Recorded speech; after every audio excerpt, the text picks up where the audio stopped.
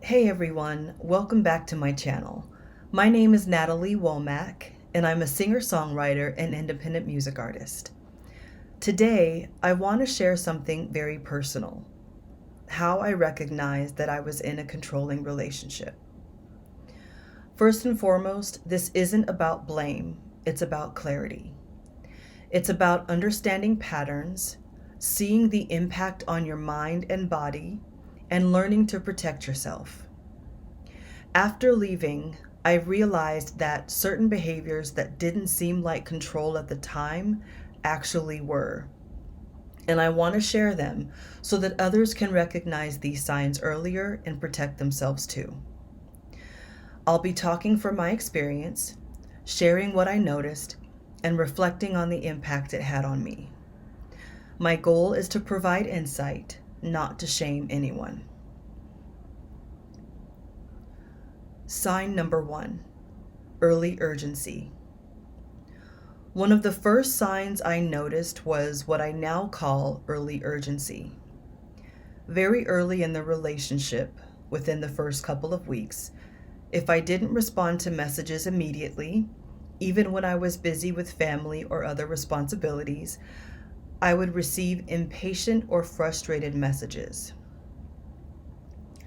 At the time, I thought this meant he was just really into me or wanted to make sure our feelings were mutual. But now I understand that urgency is not intimacy. Feeling pressured to respond instantly is a control tactic, not a sign of love. When you're in a controlling relationship, even small delays can trigger disproportionate reactions. Over time, this creates stress, anxiety, and the sense that you can't take a moment for yourself without causing conflict. Recognizing this early pattern was one of the first steps in understanding that what I was experiencing was not healthy and that it wasn't my fault. Sign number 2: constant accusations. The second sign I noticed was constant accusations. Over time, I began to experience repeated questioning of my loyalty and intentions, even though I was completely committed. At the time, I tried to rationalize it, thinking maybe I'd misunderstood or that it was just a temporary issue in the relationship. Later, I realized that constant accusations without evidence are a control tactic. They keep you defensive, doubting yourself, and always trying to prove that you are right or good enough. This isn't love, it's fear. It's not connection, it's manipulation. In a healthy relationship, trust is assumed, and questions are asked respectfully and with care. When accusations are used to control behavior, they create anxiety, stress, and a constant feeling of walking on eggshells. Over time, I began to notice how much mental energy I was expending just to reassure someone else, and I realized that this pattern was draining me and not something I needed to accept. Sign number 3: gaslighting and walking on eggshells, and childhood mirror. Another sign I noticed was gaslighting and the constant feeling of walking on eggshells. Over time, I realized that I wasn't free to just be myself. Everything I said was taken out of context or interpreted in a way that made me second guess myself. I found myself holding back, biting my tongue, and carefully managing my words to avoid conflict. It became clear that I was essentially managing someone else's emotions all the time, which is exhausting and not something anyone should have to do in a loving relationship. Looking back, I also noticed that this mirrored patterns from my childhood. I had grown up in an environment where I felt responsible for managing the emotions of the adults around me. As an adult, I unknowingly repeated that pattern because it felt familiar, even though it wasn't healthy. Real love should not create stress, anxiety, or fear every day. It should not make you feel like you can't breathe or like your spirit is being crushed. Recognizing this pattern was a major step in understanding that what I had experienced was not love, it was control. Sign number 4, emotional neglect around menopause and health changes. Another sign I noticed was emotional neglect, especially around health changes and menopause. I went through a period of significant physical and emotional changes, and I found that my experiences were often minimized or treated as inconvenient. When I tried to share how I was feeling, being honest about fatigue, emotional shifts, or other symptoms, I often felt dismissed or met with a lack of empathy. Instead of receiving understanding or support, I felt like my needs became a burden, which created even more stress and anxiety. Over time, I realized that emotional safety is just as important as physical safety in a relationship. When your emotions are consistently dismissed or minimized, it's a form of control and a sign that the relationship is not balanced or healthy. Recognizing this helped me understand that it wasn't just about occasional misunderstandings. It was a pattern, and it was not something I needed to tolerate. Sign number 5, control around finances or logistics and phone access. Another sign I noticed was control through finances or logistics, like expectations around phone access. For example, I was told that because he paid the phone bill, I should always pick up his calls immediately. At first, I didn't fully recognize this as a control tactic. I thought maybe it was just a preference or a communication style. But over time, I realized that it wasn't about the bill. It was about entitlement and an expectation that my availability should be dictated by someone else. This type of control shows up in many ways. Decisions about where you go, how you spend your time, or even small daily tasks. When someone tries to dictate these aspects of your life under the guise of caring or responsibility, it's a pattern that creates stress, anxiety, and the feeling that your autonomy is being undermined. Recognizing these patterns helped me understand that control doesn't get better the more you explain yourself.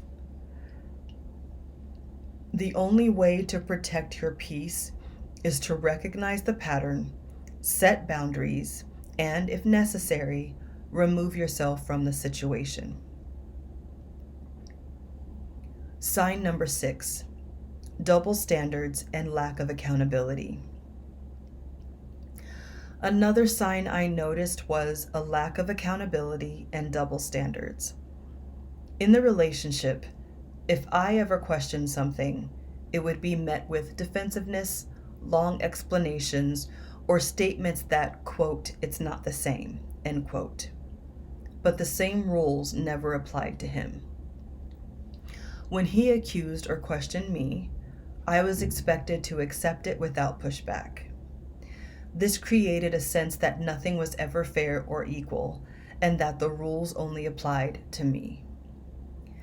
This pattern is a hallmark of control. It keeps the other person constantly on edge, self-doubting, and feeling like they're always in the wrong. Recognizing this helped me see the dynamic clearly and understand that it wasn't healthy. Sign number 7, expectation of submission. Another sign, which hit me like a ton of bricks, was the expectation of submission. 2 years into the relationship, I was told in so many words that I was, quote, supposed to be submissive, end quote. At that point, I realized that the relationship wasn't about mutual respect or partnership. It was about control and hierarchy. My thoughts, feelings, and autonomy were expected to take a back seat, while his preferences and interpretations dominated. This expectation of submission reinforced all the other patterns I had been noticing: constant accusations, double standards, and gaslighting. It made clear that the dynamic wasn't love or partnership, it was control, and it was not safe for me to stay. Sign number 8: impact on nervous system and mental and emotional drain. One of the most significant signs I noticed was how the relationship affected my nervous system and overall sense of safety. I found myself walking on eggshells constantly, second guessing everything I said or did, and worrying about how even small actions would be interpreted. This created anxiety, stress, and exhaustion. I was always thinking ahead, trying to manage someone else's emotions and prevent conflict, instead of feeling free to just be myself. Recognizing the toll on my nervous system was a pivotal moment in understanding that this wasn't love. It was control, and it wasn't safe for me to stay. Sign number 9: realizations and reflection.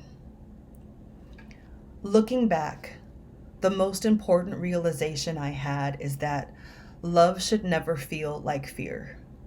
Love should feel safe, freeing, and supportive. When I noticed that I was constantly anxious, walking on eggshells, or feeling drained just from being in a relationship, I knew something wasn't right. It took time to recognize the patterns: early urgency, constant accusations, gaslighting, emotional neglect, control, double standards, and submission. But seeing them clearly allowed me to understand that what I had experienced was not healthy love. It was control, and it was damaging. I also learned the importance of trusting your instincts and listening to your own body and mind. Your intuition is often the first sign that something is off. Protecting your peace and your emotional safety is not selfish, it's necessary. Recognizing these signs and their impact allowed me to take steps to protect myself, set boundaries, and ultimately remove myself from the situation. While healing is ongoing, that clarity is incredibly empowering. You can acknowledge the patterns, honor your feelings, and make choices that restore your freedom and peace. Before I close, I want to leave you with a few key takeaways from my experience. Point number 1: urgency is not intimacy. Feeling pressured to respond immediately is a control tactic, not love. Number 2, accusations without evidence are abuse, not care. Constant questioning or defensiveness creates fear, not trust. Number 3, gaslighting and walking on eggshells are warning signs. Feeling like you can't speak freely or constantly managing someone else's emotions is a loss of autonomy. Number 4, double standards and lack of accountability are control. The rules should apply equally to both people. Number 5, expectation of submission is a clear form of control. Mutual respect is key. Hierarchy and power dynamics are not healthy. Number 6, emotional safety matters. Your feelings, fatigue, and health are important. A healthy relationship respects and supports you, even during challenges. And my last point, number 7, trust your instincts. Your intuition is a powerful guide, and paying attention to it can help protect your peace. Leaving a controlling situation is not always easy, but recognizing the patterns and honoring your boundaries is an act of self-love. You deserve relationships that uplift you, make you feel safe, and allow you to be fully yourself.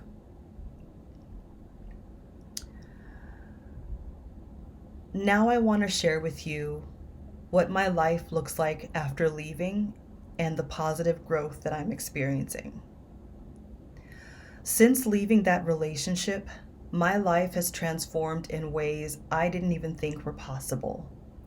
I feel lighter, freer, and more myself than I have in years. Even people around me, friends, colleagues, and my boss have noticed a positive change in my energy, my confidence, and the way I carry myself.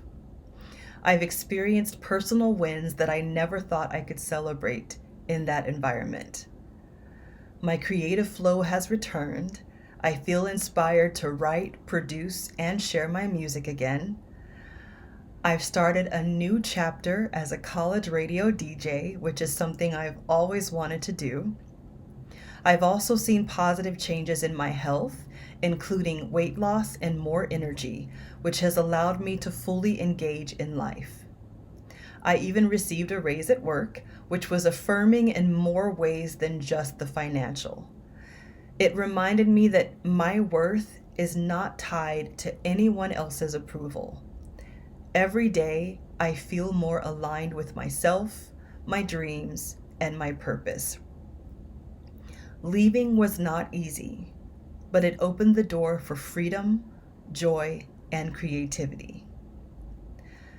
I share this because I want anyone watching who might feel trapped or unsure to know that change is possible and that reclaiming your peace can lead to a life that feels whole, vibrant, and truly yours.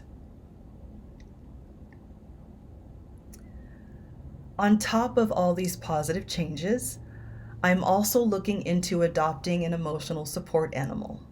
And I'm really excited about it because it's another way that I'm creating a safe, nurturing environment for myself. Having a companion to share my life with who provides unconditional comfort and love feels like another layer of healing and joy.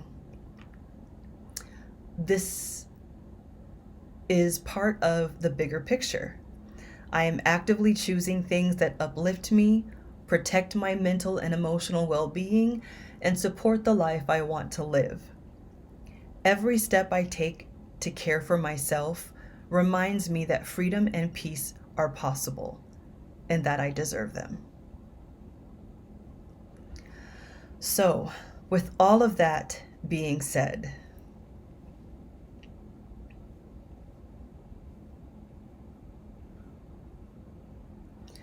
I want to thank you for listening to my experience, and I hope that sharing my story helps others recognize these signs and feel empowered to protect their peace and emotional well-being. I'm Natalie Womack, singer-songwriter, independent music artist, and music is my God. Now back to our regularly scheduled programming. Stay tuned for more music, merchandise, and live streams, replays from my live streams on various platforms. Stay warm, stay soft, and stay beautifully cozy.